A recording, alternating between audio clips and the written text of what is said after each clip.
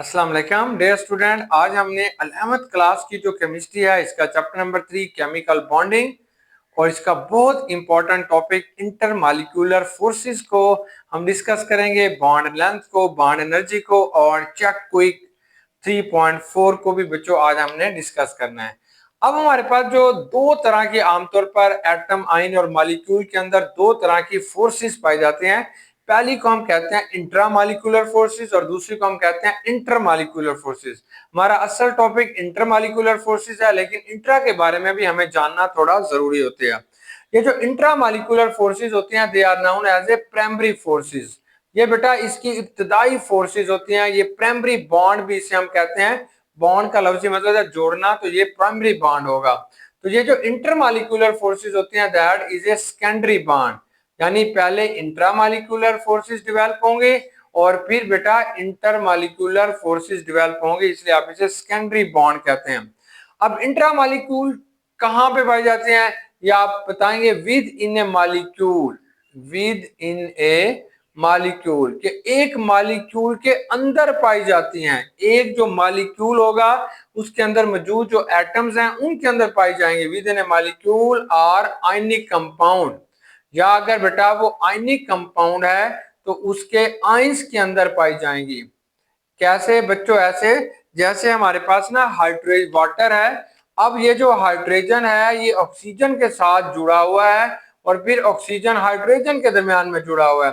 तो ये जो विद इन ये हाइड्रोजन का एटम है, ये ऑक्सीजन का, ये हाइड्रोजन का है, दैट इज ए मॉलिक्यूल। तो ये इन एटम्स और इन एटम्स के दरमियान में जो फोर्सेस पाई जाती हैं इसे आप इंट्रा कहते हैं, यानी between atoms of A molecule. ये एक मॉलिक्यूल है, ऑक्सीजन और हाइड्रोजन इसके एटम है, तो इन एटम्स के दरमियान में जो फोर्सेस पाई जाएंगी वो बेटा इंट्रा मॉलिक्यूलर फोर्सेस कहलाते हैं। अगर वो आयनिक कंपाउंड है, मतलब जैसे NaCl है, तो सोडियम और क्लोराइड के आयंस के अंदर जो फोर्सेस पाई जाती हैं उसे भी आपने इंट्रा मॉलिक्यूलर फोर्सेस का नाम देते हैं। और इंटर मॉलिक्यूलर फोर्सेस क्या होंगे? तो आप कहते हैं दीज फोर्सेस, ये जो फोर्सेस होती हैं these forces are present, ये आमतौर पर बेटा मौजूद होते हैं, are present between molecules of a substance। कि कोई भी बेटा चीज होती है उसके जो मॉलिक्यूल्स होते हैं उनके दरमियान में ये फोर्सेस पाई जाएंगी। Between forces are present between molecules of a substance. कोई भी चीज है उसके जो मॉलिक्यूल्स के अंदर फोर्सेस पाई जाती है that is called intermolecular forces. Intermolecular forces करती क्या है? Bring the molecule close together. Bring the molecules, ये जो बेटा हमारे पास मॉलिक्यूल्स होते हैं, bring the molecules close together, close together. इन मॉलिक्यूल्स को बच्चों एक दूसरे के करीब लेके आती हैं, तो उसे आपने इंटरमॉलिक्यूलर फोर्सेस कहते हैं।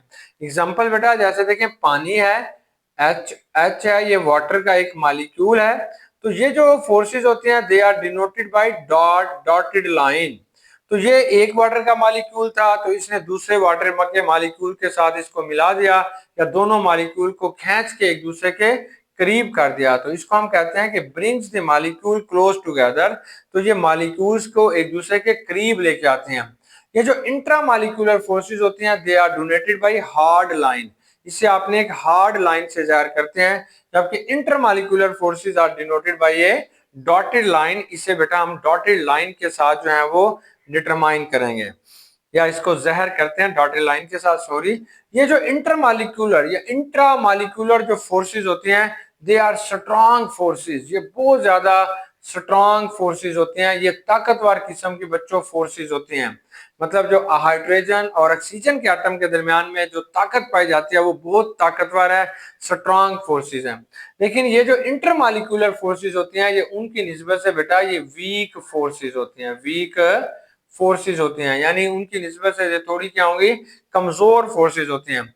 अगर आपने इंट्रामॉलिक्यूलर फोर्सेस की ताकत को यानी स्ट्रेंथ को चेक करना है कि ये कितनी ताकतवर हैं, तो इसकी स्ट्रेंथ दो तरीकों से आप चेक कर सकते हैं। अगर वो कोवलेंट कंपाउंड है जैसे पानी है तो उसकी आपने बॉन्ड एनर्जी मालूम करेंगे। बॉन्ड एनर्जी मतलब आपने हाइड्रोजन और ऑक्सीजन को आपस में जुदा करेंगे, इनका बॉन्ड तोड़ेंगे, जितनी ज्यादा बॉन्ड एनर्जी होगी वो जो हमारे पास बॉन्ड होगा वो उतना स्ट्रांग होगा। लेकिन अगर आप NaCl की स्ट्रेंथ को चेक करना चाहते हैं तो इसकी बेटा आपने लेटेस्ट एनर्जी मालूम करनी है। तो ये हम बाद में मजीद आगे चल के डिस्कस करेंगे। तो latest energy can be use only for ionic compound, bond energy can be use for covalent compound, molecular compound जिनके अंदर कोवलेंट बॉन्ड होता है उनके लिए आप इसे यूज करते हैं। अगर इंटरमॉलिक्यूलर फोर्सेस की आपने स्ट्रेंथ मालूम करनी है कि ये ताकतें कितनी है, तो आप मुख्तलिफ चीजों के मेल्टिंग पॉइंट मालूम करेंगे, बॉइलिंग पॉइंट मालूम करेंगे, मोलर हीट ऑफ वेपोराइजेशन मालूम करेंगे या मोलर हीट ऑफ फ्यूजन मालूम करेंगे। तो फिर आपको पता चलेगा कि ये ताकतें, ये इनके दरमियान में पाई जाने वाली ये जो ताकतें हैं वो कितनी ताकतवर है। यानी अगर आपने इनकी स्ट्रेंथ को चेक करना है इंटरमॉलिक्यूलर फोर्सेस को, तो उस चीज का मेल्टिंग पॉइंट मालूम कर लें, बॉइलिंग पॉइंट मालूम कर लें या बेटा मोलर हीट ऑफ वेपोराइजेशन मालूम कर ले वगैरह। अब ये जो बेटा इंटरमॉलिक्यूलर फोर्सेस होते हैं they are responsible for physical state. यही फोर्सेस होती हैं जो किसी भी मॉलिक्यूल की फिजिकल स्टेट के लिए जरूरी होती हैं। फिजिकल स्टेट से मुराद है कि अगर कोई चीज बेटा गैस है तो उनके मॉलिक्यूल के अंदर इंटरमॉलिक्यूलर फोर्सेस वीक है। अगर कोई चीज लिक्विड है तो उसके अंदर ये फोर्सेस जो है वो स्ट्रांग है। अगर कोई चीज बेटा सॉलिड है तो उसके अंदर ये फोर्सेस और स्ट्रांग है। यानी फिजिकल स्टेट जो होती है that is depend upon intermolecular forces के उनके मॉलिक्यूल आपस में कैसे जुड़े हुए हैं। अगर उनके दरमियान में फोर्सेस ऑफ अट्रैक्शन स्ट्रांग है तो फिर आपके पास उनकी फिजिकल स्टेट जो होती है वो भी बेटा चेंज हो जाती है। ये जो इंट्रामॉलिक्यूलर फोर्सेस होती हैं ये बेटा ये रिस्पॉन्सिबल होती हैं फॉर केमिकल चेंज। अगर कोई भी केमिकल चेंज किसी चीज के अंदर आएगी तो वो इंट्रामॉलिक्यूलर फोर्सेस की वजह से होगी।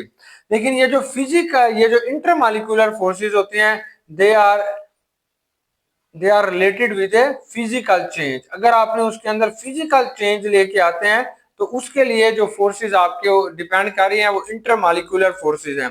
फिजिकल चेंज क्या होते हैं, मतलब सॉलिड है उसको पिघला के आपने लिक्विड बना लिया, लिक्विड है तो उसको फ्रीज करके आपने बेटा सॉलिड बना लिया। तो ये आपके पास बच्चों इंटरमॉलिक्यूलर फोर्सेस होते हैं, वो ये वाली रिस्पॉन्सिबल होते हैं। अब हमारे पास ये जो फोर्सेस आपने करते हैं तो आमतौर पर ये डिटरमाइन दी केमिकल प्रॉपर्टीज, ये केमिकल चेंज को या केमिकल प्रॉपर्टीज को डिटरमाइन करती हैं। ये can be determine the physical properties, इसमें फिजिकल चेंज या बच्चों फिजिकल प्रॉपर्टीज को डिटरमाइन करते हैं। डिटरमाइन दी फिजिकल प्रॉपर्टीज के फिजिकल प्रॉपर्टीज को डिटरमाइन करेंगे, जहां पे आपने केमिकल प्रॉपर्टीज को डिटरमाइन करते हैं। ये जो इंट्रामॉलिक्यूलर फोर्सेस होते हैं they are true chemical compound, chemical bond, sorry they are true chemical bond. ये बेटा असली किस्म के केमिकल बॉन्ड होते हैं।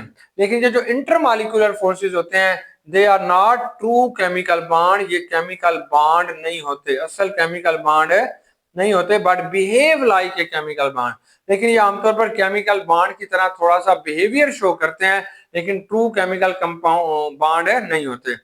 अब इंट्रामॉलिक्यूलर फोर्सेस के आपके पास कौन सी एग्जांपल्स आएंगी, जितने भी किस्म के बेटा बॉन्ड्स होते हैं वो सारे इंट्रामॉलिक्यूलर फोर्सेस होते हैं। आपने याद रखना है कि ये जो इंटरमॉलिक्यूलर फोर्सेस होती हैं they are only present in covalent compound, ये सिर्फ और सिर्फ बेटा कोवलेंट कंपाउंड के अंदर मौजूद होंगे, या नॉन आयनिक, या बेटा आपके पास क्या होगा नॉन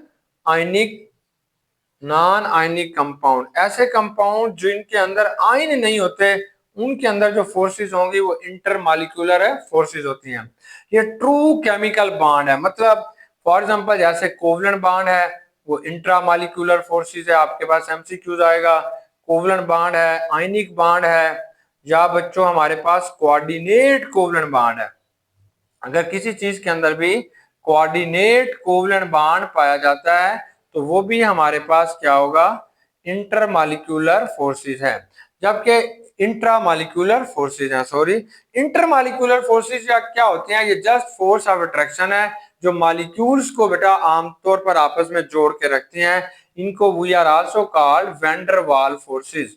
तो आप इन्हें वैन डर वाल फोर्सेस का नाम भी देते हैं। वैन डर वाल फोर्सेस कौन सी होती हैं, जैसे आपके पास डाइपोल डाइपोल फोर्सेस हैं। ये जो डाइपोल डाइपोल फोर्सेस होंगे ये हमारे पास क्या होंगे, इंटरमॉलिक्यूलर फोर्सेस हैं।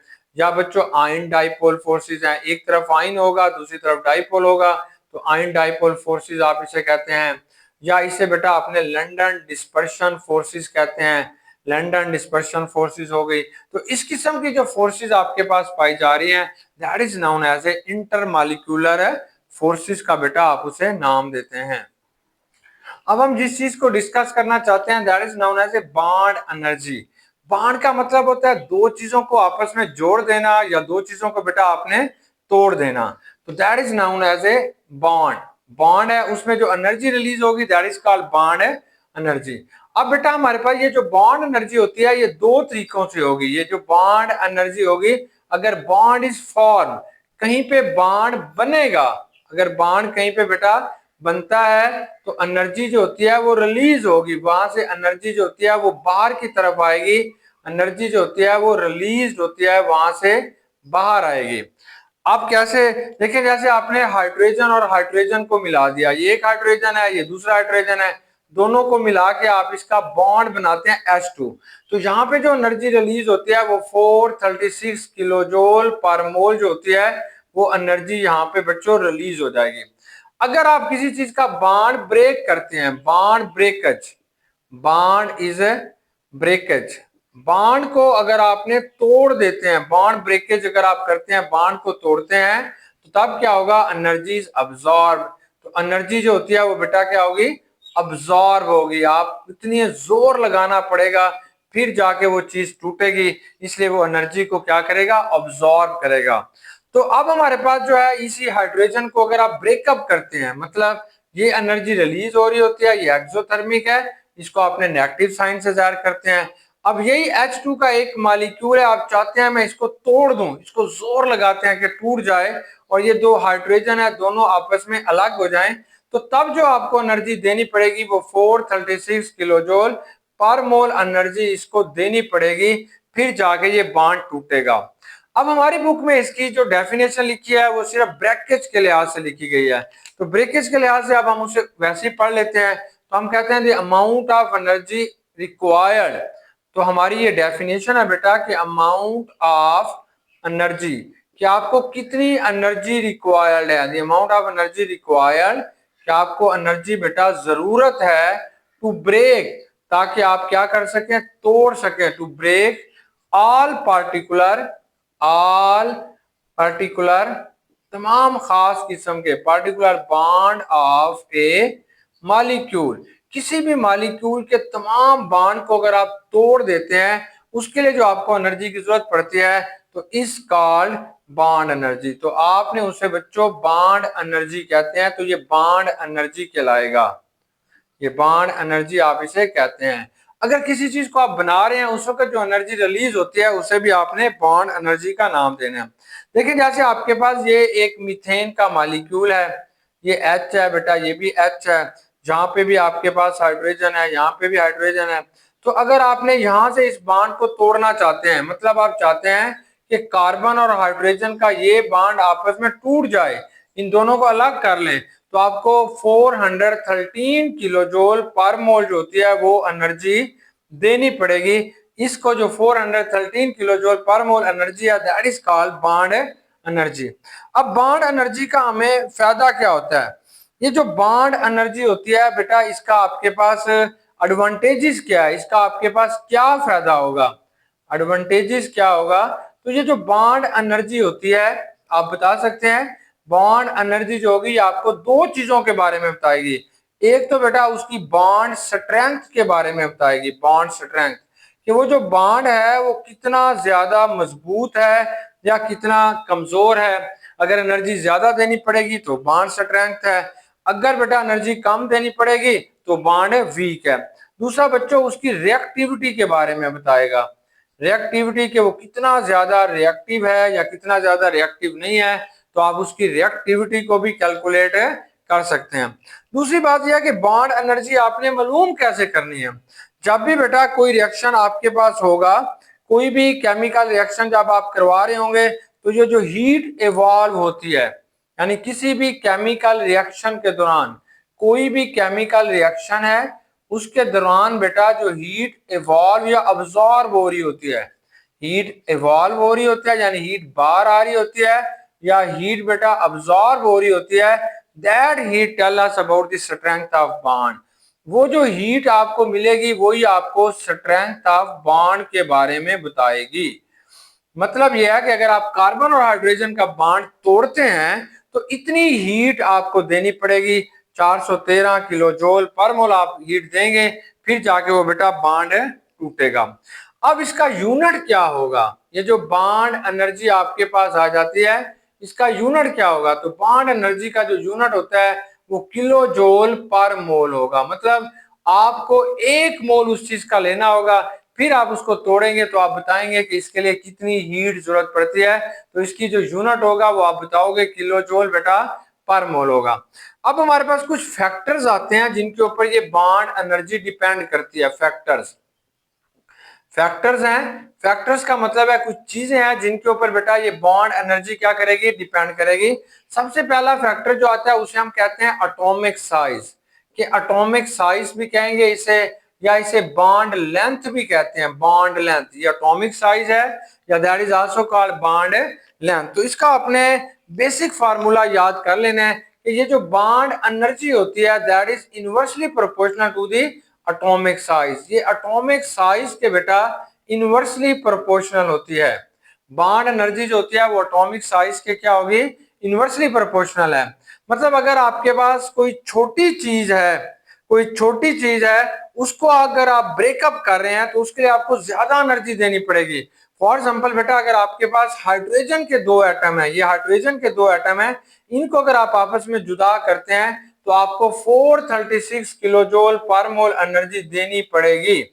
इतनी एनर्जी देंगे तो ब्रेकअप हो जाएगा। अगर यही वाली क्लोरीन क्लोरीन का बॉन्ड है तो इसके लिए आपको कम एनर्जी देनी पड़ेगी। मतलब आप दोनों को क्लोरीन और क्लोरीन को जुदा कर रहे हैं तो आपको सिर्फ 240 यानी 240 किलो जूल पर मोल एनर्जी देंगे, तो ये दोनों एक दूसरे से क्या हो जाएंगे, जुदा हो जाएंगे।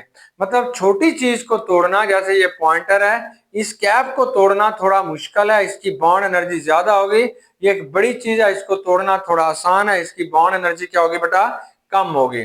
सेकंड जो फैक्टर आपके पास आता है उसको हम कहते हैं electronegativity difference of bounded atom. ये EN से मुराद है electronegativity difference of bounded atom. Difference of bounded atom, जो जो ओ एटम आपस में जुड़े हुए हैं उनकी बॉन्ड एनर्जी क्या होगी, electronegative difference of bounded atom. तो बेटा अगर दो एटम आपस में जुड़े हुए हैं तब क्या होगा? देखो अगर आपके पास दो एटम है, जैसे HF है, आपने इनको जोड़ा हुआ है, अगर इनके दरमियान में इलेक्ट्रोनेगेटिविटी डिफरेंस ज्यादा होगा तो इसकी बॉन्ड एनर्जी भी ज्यादा होगी। तो आपने इस फंडा को याद कर लेना है, electronegative difference of two bounded atom अगर ज्यादा है तो बॉन्ड एनर्जी भी क्या होगी बेटा, ज्यादा है। कैसे ज्यादा है? देखिए ये जो हाइड्रोजन है बेटा, इसकी जो इलेक्ट्रोनेगेटिविटी होती है 2.1 है। फ्लोरीन की जो इलेक्ट्रोनेगेटिविटी है वो 4 होती है। फ्लोरीन की जो इलेक्ट्रोनेगेटिविटी है बेटा वो 4 है। इन दोनों का अगर आप फर्क निकालते हैं तो ये आपके पास आ जाएगा 1.2.9 टू 1 ये 2.1 है, और इसमें बेटा अगर आपने 1.9 है तो 1.9 बेटा इसका फर्क आ जाएगा। और अगर आपने HF के बॉन्ड को तोड़ना चाहते हैं तो आपको जो एनर्जी देनी पड़ेगी 565 किलो जूल पर मोल आप इसको देंगे, फिर ये टूटेगा, इलेक्ट्रोनेगेटिविटी डिफरेंस ज्यादा है।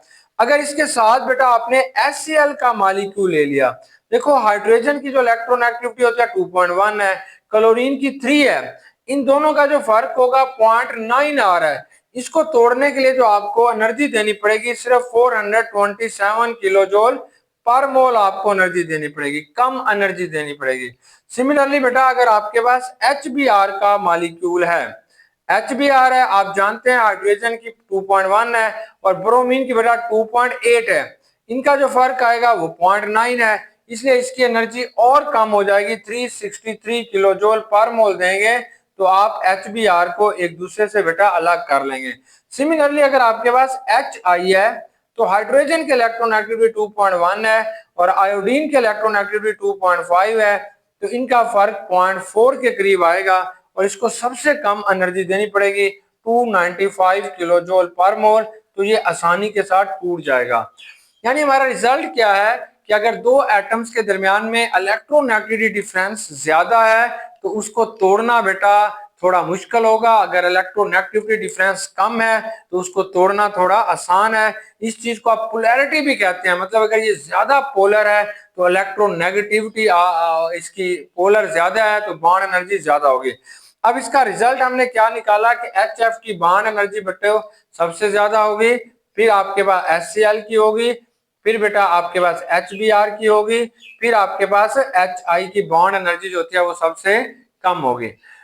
अब हमारे पास कुछ और बातें आती हैं, इसको हम कहते हैं बॉन्ड ऑर्डर। जो नेक्स्ट हमारा इधर दिया हुआ है उसको हम क्या कहते हैं बेटा, bond order. What is bond order? कि बॉन्ड ऑर्डर क्या होते हैं, total number of bonds between atoms of A molecule.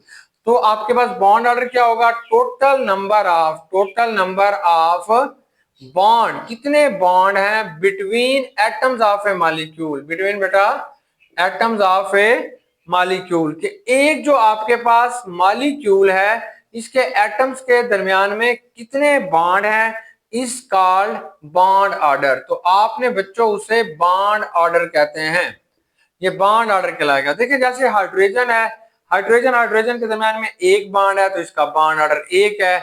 Oxygen के दरमियान में दो बॉन्ड है तो इसका बॉन्ड ऑर्डर दो होगा।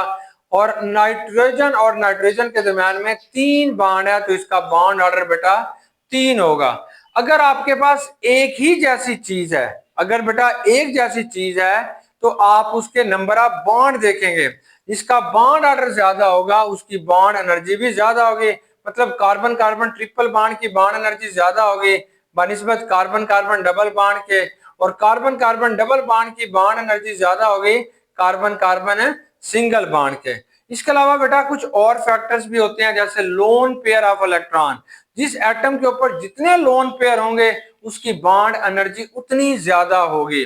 फॉर एग्जांपल जैसे नाइट्रोजन का कोई कंपाउंड आपके पास आ जाता है NH3 है, इसकी बॉन्ड एनर्जी यानी नाइट्रोजन और हाइड्रोजन की बॉन्ड एनर्जी ज्यादा होगी। या वाटर में ऑक्सीजन में दो लोन पेयर हैं इसकी ज्यादा होगी, तो आप कहेंगे हाइड्रोजन और ऑक्सीजन को तोड़ना ज्यादा मुश्किल होगा, इसकी बॉन्ड एनर्जी ज्यादा होगी। अगर बेटा आपने HF को देखें तो फ्लोरीन में तीन लोन पेयर आ जाते हैं, तो हाइड्रोजन और फ्लोरीन को तोड़ना इससे भी मुश्किल होगा। तो ये बॉन्ड एनर्जी बेटा ऐसे बढ़ रही है, NH की कम होगी, OH की उससे ज्यादा और HF की सबसे ज्यादा। यानी bond energy is also directly proportional to the lone pair of electron. अगर लोन पेयर जो है वो इसके अंदर ज्यादा हो जाएंगे तो उसकी बॉन्ड एनर्जी जो होती है वो थोड़ी बढ़ना शुरू हो जाती है। उम्मीद है बेटा कि आपको ये थोड़ा लेक्चर समझ आ गया होगा। अब हम नेक्स्ट डिस्कस करते हैं बॉन्ड लेंथ। अब बेटा जिस चीज को हम डिस्कस करना चाहते हैं that is a bond length, कि बॉन्ड लेंथ क्या होगी। तो आप बताओगे is the distance, bond length is the distance between nuclei of two atoms bounded by a single covalent bond. देखिए अगर आपके पास ये हाइड्रोजन के दो एटम है, ये एक हाइड्रोजन का एटम है और दूसरा बेटा ये हाइड्रोजन का एटम है। अब ये इनके न्यूक्लियस हैं, अब यहां से लेके यहां तक का जो फासला होगा इसे आपने बॉन्ड लेंथ कहते हैं। अगर ये दोनों हाइड्रोजन के एटम हैं तो इनकी जो बॉन्ड लेंथ होगी वो 75.4 पिकोमीटर के बराबर होगी, ये वाले। अब बॉन्ड लेंथ अगर आपके पास ये दोनों क्लोरीन के एटम है, फॉर एग्जांपल ये भी बेटा क्लोरीन है ये भी क्लोरीन है, तो आप बता सकते हैं ये भी क्लोरीन ये भी क्लोरीन, तो इनकी बॉन्ड लेंथ जो होती है 180 पिकोमीटर होगी। बॉन्ड लेंथ को आपने मेजर कैसे करना है, तो बॉन्ड लेंथ को मेजर करने के लिए बेटा आपके पास तीन तरीके आते हैं। नंबर वन, या तो एक्सरे डाइफ्रैक्शन, एक्सरे डिफ्रैक्शन इसे कहते हैं, मतलब किसी चीज के अंदर से आपने एक्सरेज को गुजारते हैं तो ये एक्सरे डिफ्रैक्शन कहलाएगा। नंबर टू बच्चों इलेक्ट्रॉन डिफ्रैक्शन, क्या आपने किसी चीज के अंदर से इलेक्ट्रॉन गुजारे और फिर उसकी तस्वीर को देखा कि इसके अंदर कितनी बॉन्ड लेंथ बन रही है, तो इलेक्ट्रॉन डिफ्रैक्शन कहलाएगा। और तीसरी चीज को आप कहते हैं स्पेक्ट्रोस्कोपिक स्टडीज, स्पेक्ट्रल स्टडी या स्पेक्ट्रोस्कोपिक स्टडीज का नाम बेटा देते हैं। ये आपके पास तीसरी चीज आती है जो इसमें बॉन्ड लेंथ को आपने मेजर करना है। अब बॉन्ड लेंथ के हमारे पास यूनिट क्या है, जो भी लंबाई का यूनिट होता है वो बॉन्ड लेंथ का यूनिट है। क्योंकि ये छोटे छोटे एटम्स हैं इसलिए बेटा इसमें जो यूनिट आप इस्तेमाल करते हैं तो वो पिकोमीटर होगा, पिकोमीटर। पिकोमीटर कर सकते हैं, एंगस्ट्रॉन कर सकते हैं, इसके अलावा नैनोमीटर जो होता है वो भी बेटा यहाँ पे यूज होता है, नैनोमीटर। मीटर, नैनोमीटर भी आपके पास इस्तेमाल होगा।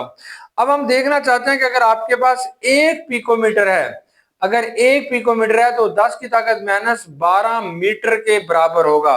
यानी इतना छोटा ये यूनिट होता है, 10 की ताकत माइनस 12 में जो है इसके बराबर ही आपके पास जवाब आएगा। अब ये कौन से फैक्टर्स हैं, कौन से अवामिल्स हैं जो बॉन्ड लेंथ के ऊपर डिपेंड करेंगे। सबसे पहला जो फैक्टर है वो है electronegativity difference of bounded atom. अगर दो एटम आपस में जुड़े हुए हैं और उनके दरमियान में जो इलेक्ट्रोनेगेटिविटी डिफरेंस है वो ज्यादा आ रहा है तो उनकी बॉन्ड लेंथ बेटा कम हो जाएगी।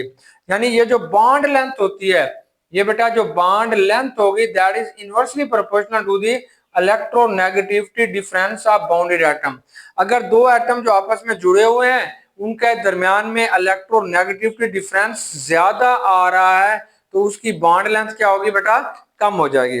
अब यूं समझें कि हमारे पास बॉन्ड लेंथ दो तरीके से होगी। एक आपके पास एक्सपेरिमेंटल वैल्यू होगी जो आप तजर्बे के बाद निकाल रहे होंगे, उससे बच्चों आपने एक्सपेरिमेंटल वैल्यू कहते हैं। तो एक्सपेरिमेंटल वैल्यू हमेशा हमें कम मिलेगी, लेकिन जो कैलकुलेटेड वैल्यू होगी वो बेटा ज्यादा होगी। कैलकुलेटेड वैल्यू ज्यादा होगी, जो आप वैसे जमा तफरीक करते हैं उसे कैलकुलेटेड कहते हैं, वो वैल्यू आपके पास ज्यादा होगी। लेकिन जब आप तजर्बाती तौर पर जाके बॉन्ड लेंथ मालूम करेंगे तो वो वैल्यू क्या हो जाएगी, कम हो जाएगी। एग्जांपल देखिए, हमारे पास ये जो सिलिकॉन है, सिलिकॉन और फ्लोरीन, अगर आपने सिलिकॉन और फ्लोरीन जो होते हैं ये एक कंपाउंड होता है सिलिकॉन टेट्राफ्लोराइड। सिलिकॉन टेट्राफ्लोराइड बेटा एक कंपाउंड है, इसकी स्ट्रक्चर यूं होती है, दरमियान में सिलिकॉन, आसपास इसके 4 फ्लोरीन के एटम होते हैं, इसे सिलिकॉन टेट्राफ्लोराइड कहते हैं। अब आपने इन दो के दरमियान में बॉन्ड लेंथ मालूम करनी है। अगर बेटा आप इनकी बॉन्ड लेंथ मालूम करते हैं तो ये जो बॉन्ड लेंथ की वैल्यू आपके पास आ रही होती है ये 155 पिकोमीटर के बराबर आएगी। यानी सिलिकॉन फ्लोराइड की जो वैल्यू आपने एक्सपेरिमेंटली मालूम करते हैं, तजर्बाती तौर पर मालूम करते हैं, वो 155 पिकोमीटर आएगी। 155 पिकोमीटर आपके पास इसका जवाब आएगा।